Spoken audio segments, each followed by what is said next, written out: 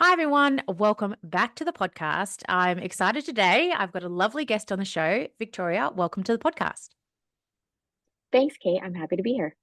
Well, I'm super excited today because we're going to be chatting about gut health and one of my favorite topics. And I know it's very big, in the news right now. It has been for the last number of years. It's something that we all need to start thinking about. But before we dive in, can you please introduce yourself to our listeners? My name is Victoria Andarcia. I'm an internal medicine physician who then got certified in integrative and functional medicine. And currently, my practice has evolved so that I work with women specifically on hormone health, but as I'm sure we'll get into later, gut health plays a huge role in regulating hormones. So that's also part of my practice currently.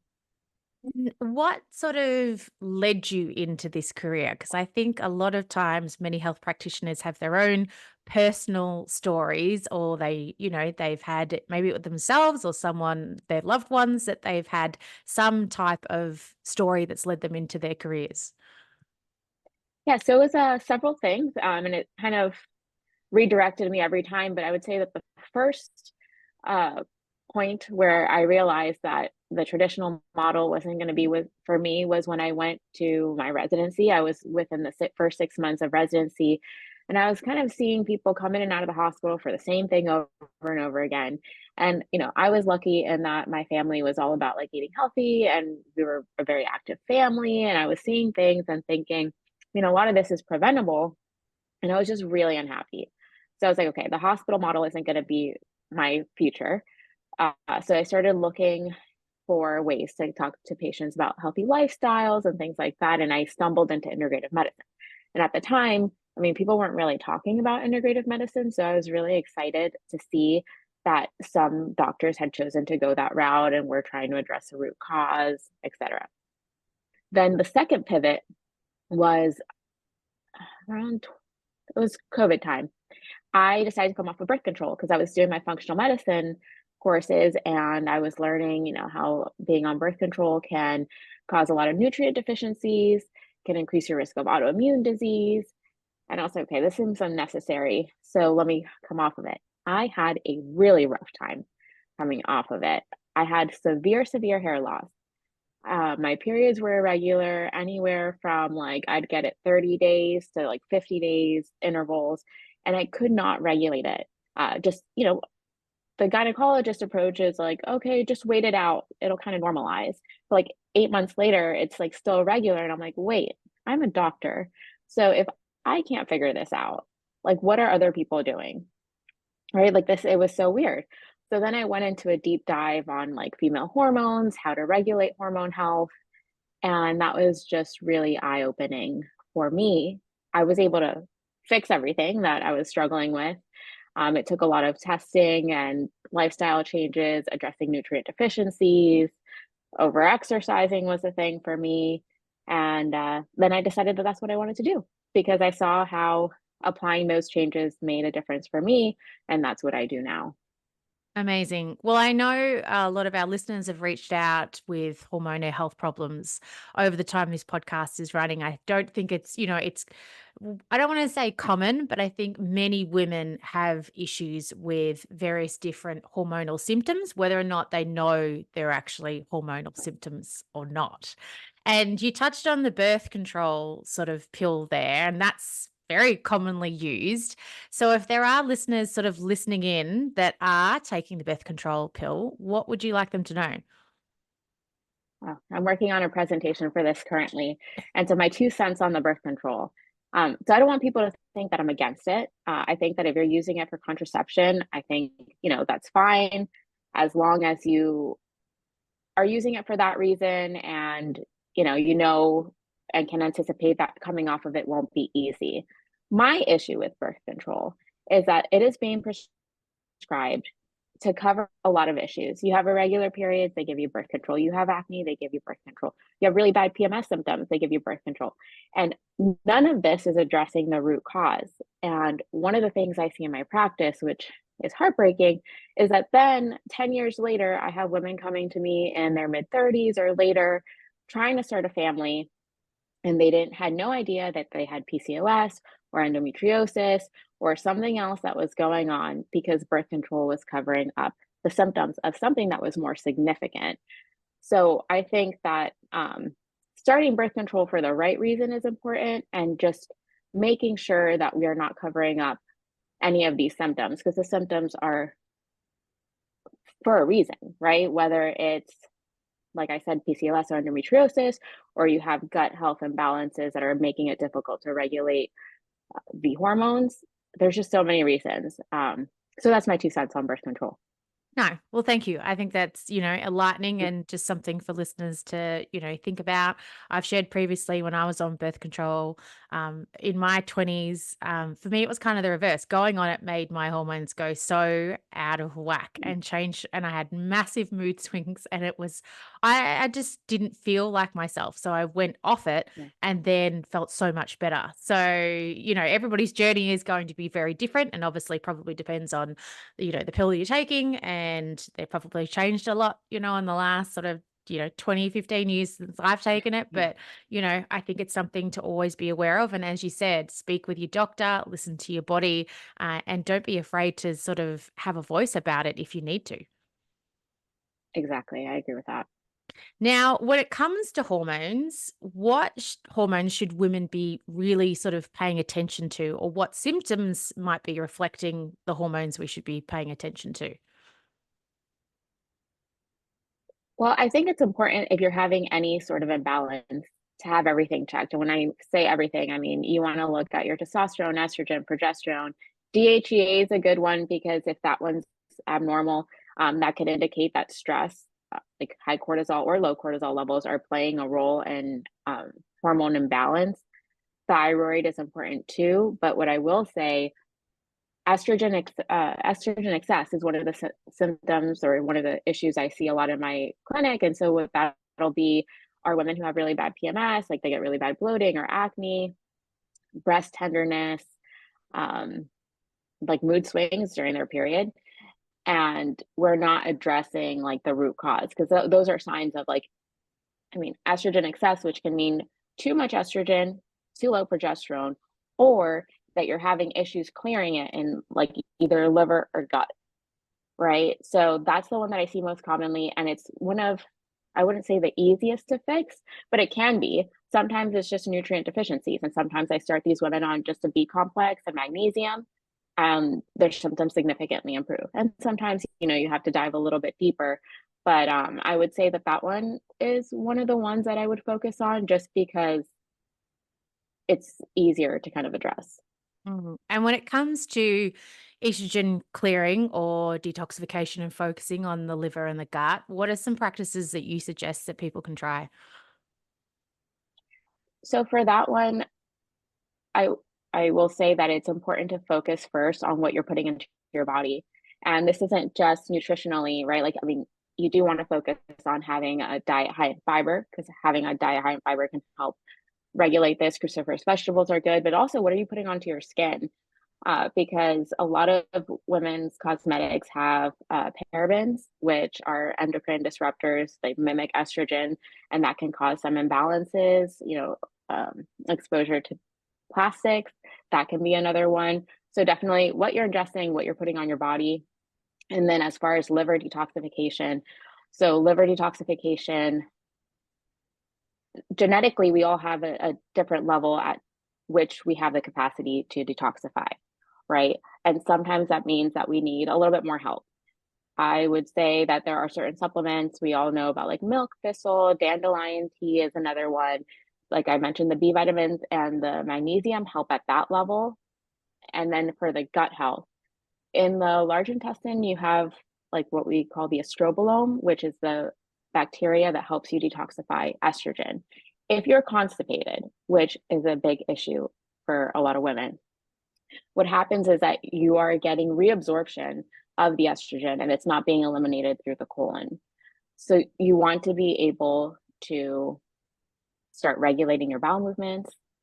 And that one is a little bit trickier when it's in the colon, because then, you might want to do like probiotics or things to kind of alter your gut microbiome. But when you're detoxifying, there's just different levels, right? What you're putting in, at the liver, and then the colon. Mhm. There's a fair bit there to unpack, I think, for listeners, but we have talked Yeah. about different things like similar to this on the podcast and stuff before. So, it's probably not new to them, but you were mentioning constipation and, that is a huge issue, not just for women, for men and women, even that I see in my nutrition practice and stuff too, and trying to just boost people's fiber intakes and going back to a whole food diet is a really it doesn't sound hard, but we have moved typically in sort of the Western world away from that. And so I think we see a lot of, constipation or even the other end, things like IBS and diarrhea and that, when the gut isn't regulated, sort of coming into play. So I love that you brought that up because I think that's a simple sort of step that if you are having some issues, starting to address with that is a good place to start. Yeah. And I mean, that's usually where I start, but there's just so many, it's hard because there's so many levels, right? And sometimes what I see is like you start someone on, the magnesium and the B complex, and some symptoms will get better, but then they're having a really hard time with regulating their bowel movements. So their symptoms don't completely go away. And when it comes to constipation or any issues with your gut, I'm sure that it's not just sometimes what you're eating. I think I've seen stress play a huge part in how you're going to the bathroom, whether it's too much or too little. Pelvic floor issues can play a role in that as well, not as often, but I've seen that too. Um, so there's a lot to unpack, but there are some basic things that you can start on your own. And then if it's not helping, then you can say, okay, I need help. Yeah. And speaking about help, how do people find, either an MD that will really sort of listen to their symptoms or somebody that specializes in integrative medicine that may be able to look at your symptoms holistically to find the root cause? Yeah. So when people ask me that, there are two resources that I give them. So the Institute of Functional Medicine, so it's ifm.org. If you go there and you put like where you are, there's a list of providers there. And then the Integrative Medicine Center at the University of Arizona in Tucson, they also have a website where they have a list of integrative medicine practitioners.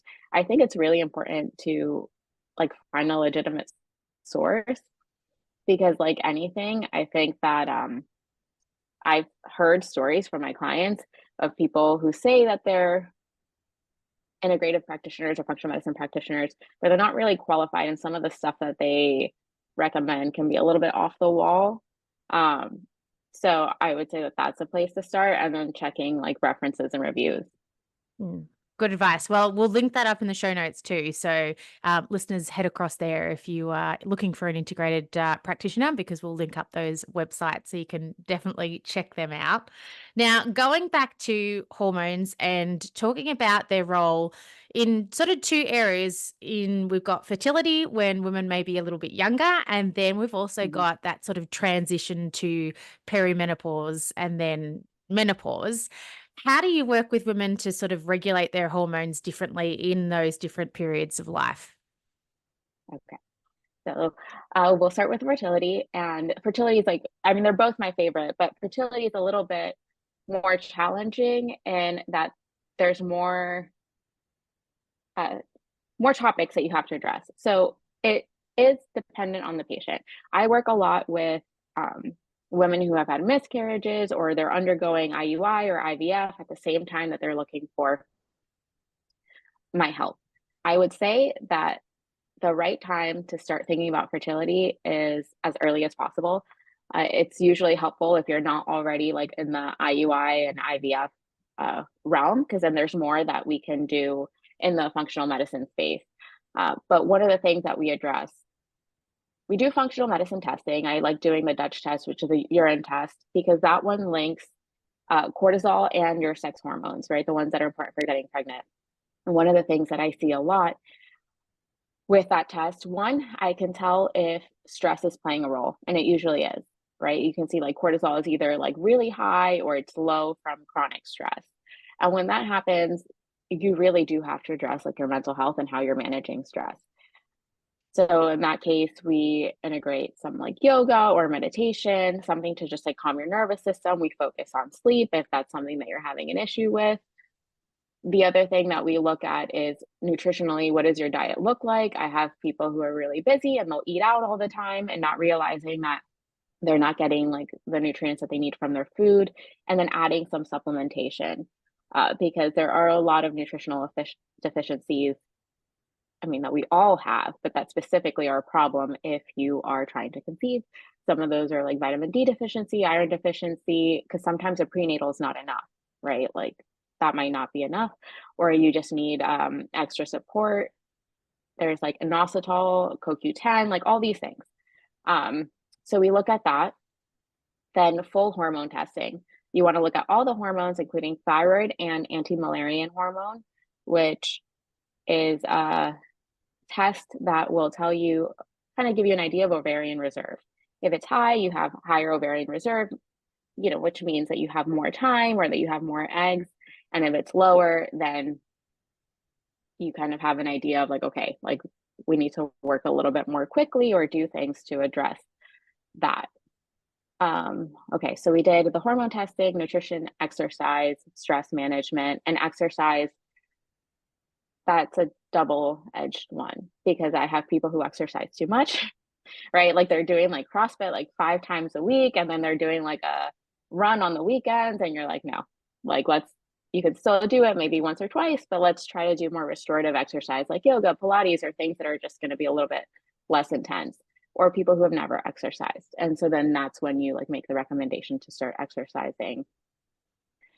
And lastly, I am a big fan of traditional Chinese medicine for help with fertility. I love acupuncture. Some of the herbal remedies that they use can be very helpful.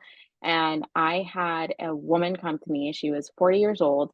Her fertility doctor told her she was never going to get pregnant.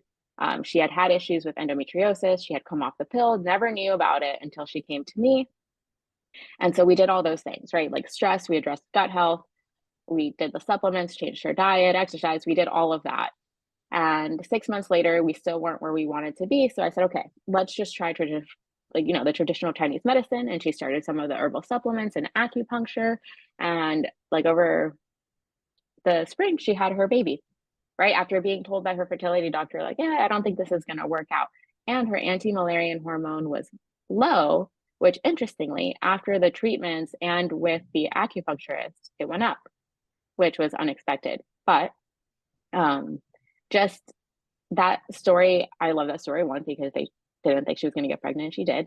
But it just shows you, it took us 9 months, and we were kind of just like tweaking lifestyle, working on nutrition and all these things. But I think you do have to address all that stuff for fertility. Mm. And Yeah. like you said, So it was the layers, one sort of step at a time, sort of almost exploring, working out, adding on as you needed. yeah, exactly. So that's for fertility. And I mean, it doesn't always require that. Sometimes it just requires changing your diet and adding some exercise. And sometimes it requires a little bit more, but it just kind of depends on the patient and where they're at. And so I try to individualize every case that I have. And then for perimenopause is fun because I find that stress is a huge factor there because I usually have these like super women who have these kids, they'll have a business or they work like full time, and then CrossFit is a big thing here. I don't know, everyone wants to do CrossFit. So I find that I'm telling a lot of my patients to tone it down with those types of high intensity exercises. And so we address the exercise piece because that's a big thing here. And then the other thing that I will say is not just addressing stress, but it's the gut health. And I had this one case, and I'm just bringing this up because it kind of highlights how we did all the things. She was having a really hard time getting out of bed in the morning. And she said that she was like kind of grouchy and she was like snapping at her kids, and that wasn't her. And she just didn't feel like herself. And she loved running. She runs a lot. And we did her hormone testing, and we found that stress was playing a factor. But like when people hear the word stress, at least with me, they think, oh, well, I don't feel stressed. But stress isn't just like a feeling. The stress is, how you're exercising, your relationships, do you like your job, or like there's so many things that can affect stress levels, and you might not necessarily feel stress. And her job was very demanding, and then she was coming home from work and running 5+ miles a day. And then we noticed that nutritionally she wasn't eating enough for the exercise that she was doing. So then that is an added stressor on her body. So all of these things started stressing her out. Her estrogen and her progesterone were also low. But you have to remember that if you're stressed, your body is going to prioritize making cortisol and not sex hormones. You don't need estrogen, progesterone to survive, but you need the cortisol. So I told her, for 3 months, we're not going to do the running. We're going to switch. We're just going to do the yoga and all this other stuff just to kind of tone it down. She started meditating and journaling, and we focused on sleep and eating healthy. She had some food allergies that we addressed as well. She then ended up getting her energy back. She felt better. She said that a lot of doctors had dismissed her, and she was finally feeling like herself after 7 years of irregular periods. And she was perimenopausal already at that point. Her periods came back to normal.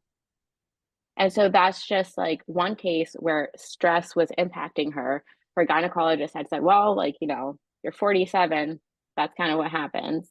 And then I was like, no, it's actually all the stress. And when you address all the things, her periods came back to normal. She had all the energy, and now she's like back to running, but being mindful that, hey, like, we got to do things a little bit differently now.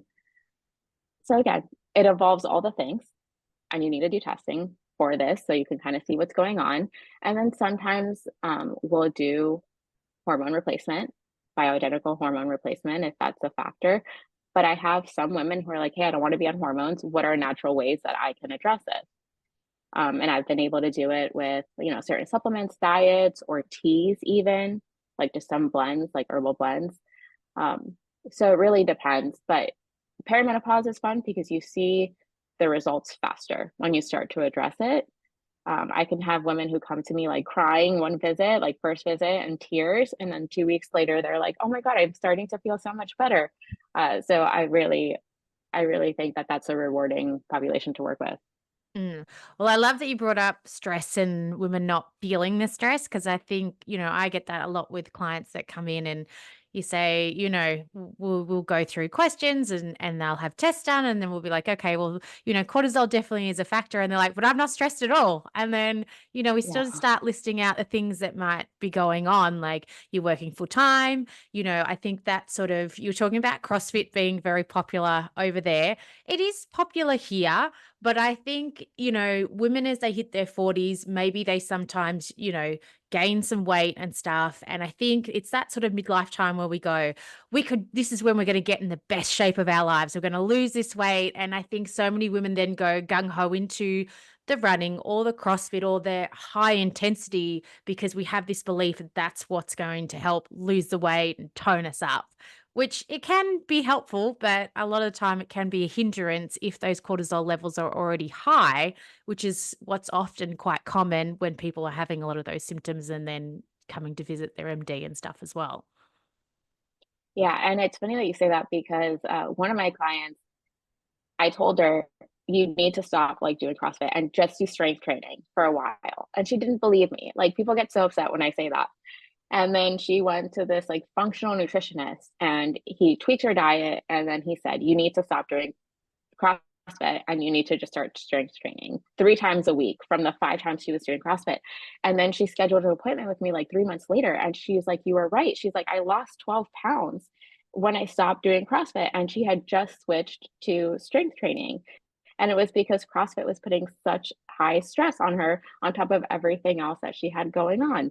So I think it's funny just because people don't believe me when I say that, but you're bringing that up, but that's something that you see too. It really is in that perimenopause and menopause state. You have to change how you're exercising, because some of these women are like, forever exercisers, and they're like, I'm doing the same thing that I've done for the last 20 years and it's not working now. And there's a reason why it's not working now. And like nutritionally, things change too. You need more protein, you need more fiber, and intermittent fasting for some women is not ideal, especially if you're under a lot of stress, because then you're putting more stress on your body. So I think intermittent fasting can be great, but I think that for women, it's, a little bit dependent on what's going on in their life. Agree. And I find with my Male clients, intermittent fasting can be great, especially if there's some excess weight or diabetes, or even my dad recently has been intermittent fasting and he's lost 18 kilos over the last year, but he's in his 70s, a very different stage of life.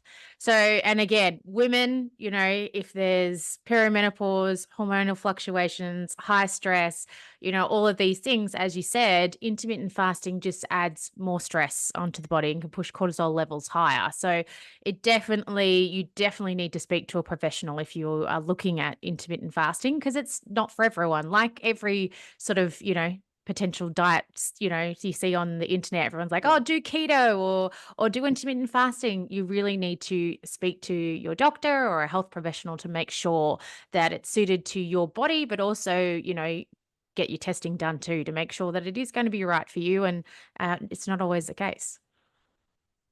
Exactly. And so that's what I like about functional medicine is that you can kind of tweak things depending on who you're working with.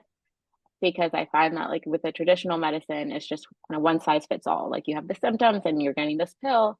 But when you're doing functional medicine, you really do have to address like all the aspects of someone's lifestyles and work with them to kind of get them where they want to go. Mm. And if somebody is sort of listening in going, yeah, I definitely probably have some of those sort of hormonal symptoms happening. Uh, what should I do to start? How do I, where do I start if I want to change some of these things? Well, okay, so I have a couple answers to that. The first one, let's say if you wanted to learn more, where you're like, hey, this sounds kind of interesting, and I think that I want to, learn more and see how I can improve my health. One of the best books that I've read, it's a biohacking book for women, is called The Spark Factor by Molly Maloof. And she talks about all the things that we've touched upon here. Because I think that with the cortisol, right? Like your cortisol can be too high or too low. And depending on where you are, you want to do different things. So if you have some of the symptoms, I would say address the basics. If you can like do a lifestyle inventory and see like, hey, I'm not really sleeping well. I like staying up late, like scrolling through Instagram or whatever. Maybe we need to start there, right? And making sure that you're getting like 7 to 8 hours, that your sleep hygiene is good, you're not drinking, alcohol affects your sleep. So you're not drinking alcohol or caffeine too late, that you're not eating too close to bed, because I've worn the Aura ring before and I can see that when I eat too close to bed, it actually affects like my sleep. So that's one. And then as far as exercise, one of the things that I tell my patients is if you exercise and you feel like you need to take a nap after, that's a bad sign, right? Like that's a sign that you're having some sort of cortisol issue. So I'm not saying don't exercise, but maybe if you're feeling tired after that 5 mile run, we don't run. Maybe we try like, biking or something a little bit less intense, kind of tweaking that. Then nutrition, because I feel like a lot of people can improve on that area. For my women, initially I advise that we stay away from intermittent fasting, right? And then making sure that your first meal is all the things, like you have some protein, some fat, and some healthy carbs, just getting like a well-rounded meal because that's going to set you up for the day.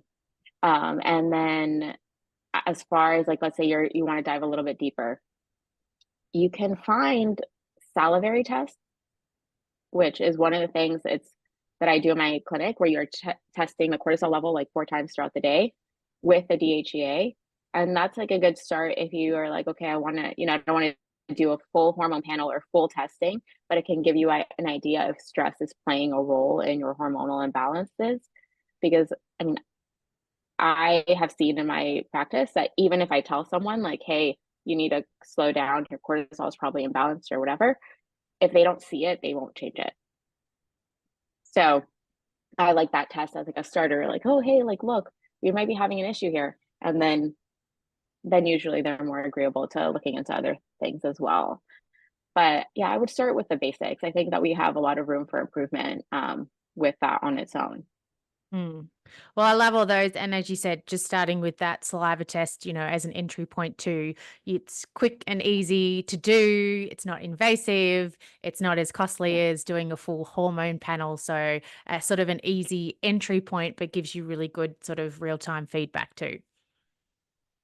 Yeah, I think that's great. And I mean, I think the wearables are helpful too for anybody who wants some insight into like how their body is responding to like stress or certain things. Like that could be very helpful too. Mm. And with wearables, do you suggest like, the watches that track things? I know you mentioned the Aura Ring, which listeners might not be familiar with. I know it's really big in the States, but I've actually only seen a couple of Mm. people here in Australia wear them because they're quite like they're probably about $700-800 here. Like they're quite expensive. Oh, wow.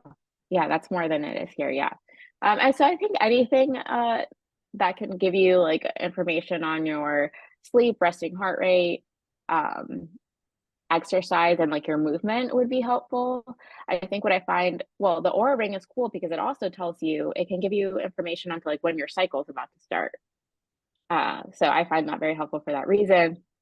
But then, um, for people who tend to overtrain, if your heart rate variability is like low one day, you can say, okay, like, maybe I need a little bit more rest, and the ring will tell you if you need more rest. I like the Aura Ring because it's more simple. I've never used like the watches, but they look like they have a lot of buttons, and like you don't have to do anything with the ring. You just open the app and it just tells you what you need to know. So I go for simple is better. But yeah, those are really popular here. Yeah, I've heard a bit about them and I've looked them up a couple of times, but so hopefully one day I'll get one. Mhm. But I'm a bit like you with my well, I've got a watch, but I literally only use it to check my heart rate and really my step count because other than that, I'm like there's too much setting up and going into all different things. Yeah. Yeah, but, I think you can go down a rabbit hole with this, stuff, and, I see some people who, like, go, like, straight for the wearables or, like, they just wanna do all this crazy testing, which is fine, I mean, I'm all about it, but they don't sleep, their diet is not where it needs to be, and, like, for some of my fertility patients, that's literally all you need is to focus on nutrition and exercise, and then they get pregnant, and they're like, "Oh my god, what a miracle." But, like, we just changed 2 things. Mm. So just highlighting that going, there's no point spending lots of money on all these extra amazing products that can help if you don't have those basics dialed in. Yeah, exactly. Like, some of my patients have been able to save a lot of money just by addressing the basics. I think the testing comes in, when you've already struggled for a while. Like that patient that I told you that was, told that she wasn't going to conceive, and then we did all the testing. But I have people who just come off of birth control and they're like, my periods are regular. What do I do? And just addressing lifestyle is all it takes for them to get pregnant. Mhm. And we've covered quite a bit this morning on, the gut health, hormonal health, fertility, and perimenopause. But if there's, women listening in, is there anything that we haven't covered that you'd like to highlight? Well, one of the things that I like to highlight is just like knowing when something's wrong. I have a lot of people who come to me after they've been told by a doctor, a gynecologist, or another practitioner, like, hey, nothing's wrong, you're just getting older, or like, um, this is it, you're not getting pregnant, or whatever it is. But I just want people, they're just looking at it from like one narrow view. There are so many things that you can do to improve your health. Feeling tired is not normal, right? Having irregular periods is not normal. Like there are so many things that you can do, and just kind of give people hope, and knowing that if you know something is off, there are people who can help you. You just have to look for the right person. So that would be like my first one, because I always feel so sad when I have someone who says, "Yeah, my doctor said that I was just gonna like be tired all the time, and I have 5 kids and I have a job, and that was like normal," but they can't get themselves out of bed in the morning. And you're like, "Oh, no, not necessarily." So just like knowing your body and knowing that there are things that you can do to improve your health.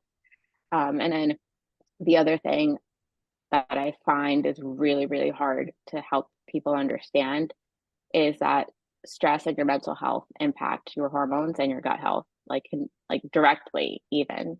I feel like with gut health, I see that a lot, like women who struggle with IBS, right? But like if you start them on like some meditation program or like mindfulness, their gut health improves. So I don't think that that's like a coincidence. I think that our mental health and our stress impacts gut health and hormones. So that's something that I want to highlight because I think it's hard to understand how that could impact your health, but it really does.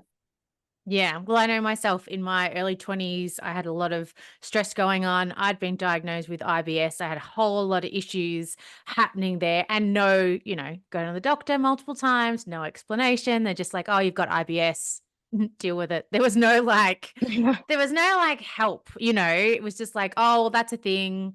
Maybe just pay attention to what foods might trigger it and, good luck essentially. But, working through it myself and studying nutrition and stuff at the time, it was the stress at the end of the day. And then as soon as, and it took a couple of years, but as soon as I started managing that stress better, cutting down on over exercising, all these things that we've been talking about this morning, the IBS disappeared. So I think stress Yeah. can be a massive issue. And again, like we were sort of saying before, lots of people don't register how much stress they may be under physically, emotionally, mentally, there's all different types and it can just be that the low grade. So, just you're tired every time you wake up in the morning because you've gone to bed late and then you have the coffee first thing because you don't have time to make breakfast. So, all of these just low grade things can add up and contribute to creating issues for your gut health or pop up in other areas of your body as other symptoms. Yeah, exactly. So yeah, thank you for highlighting that, and because that is a big thing that I see as well. Mm. Now, before we finish up, I always ask my guests that if there's one piece of health advice that you could give our listeners that after listening to this podcast, they could literally go out and instigate straight away, what would it be? Okay, I'm going to highlight the basics here. Um, so I just would say that before you go and you spend a lot of money or get really stressed about what you have to do, um, sleep, nutrition, and movement are super important. And for anybody who comes to me, that's where I would start. So don't neglect those things. Amazing. Well, I think that's, if people take away one thing from this podcast, it's that, starting with the basics, even though I always say the basics may seem boring, they're not, exciting or sexy or any of that, but they really work. So if we can dial those in, you might, as you said, see changes coming through in a very short period of time. Yeah, and I tell my patients, it's simple, but it's not easy, right? Like, I think everybody kind of understands that we need to do those things, but then implementing it can seem overwhelming or monumental. Uh, but none of the supplements I give you are gonna erase poor sleep, nutrition, or exercise. Agree. And I think also when we potentially, like, say, our doctor or whatever says, are you eating well? Are you exercising? We're like, yeah, yeah, we are. Because generally we may be, but if you then go, okay, in this last week, what have I been doing? You may go, oh, actually, yeah, I ate out 3 times and I skipped a couple of workouts and so sometimes it's kind of just honing in just a little bit closer and really taking a bit more time to think about what's going on as well. Yeah, I agree with that. Awesome. Well, before we finish up, where can listeners reach out, connect with you, and work with you? My Instagram, I'm very active on that. It's Healthful Roots MD, and my email is info@healthfulrootsmd.com if someone wants to message me there. But I have like all the links to work with me on my Instagram. And I also offer occasionally, I'll do like free webinars on like fertility or like what does burnout look like or overcoming burnout. And those are free for anybody who's interested in learning more about that.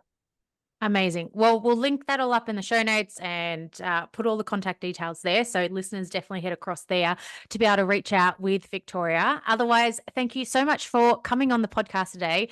It's been a great pleasure to have you on. And I always love talking about, hormones, gut health, things that are going to help women because I feel like these are the underlying issues that most women are trying to deal with. But as we've kind of highlighted in this conversation, it might not always seem simple to find the answers to, these symptoms that we're having. Yes, I agree. And it's one of my favorite topics. So thank you for having me.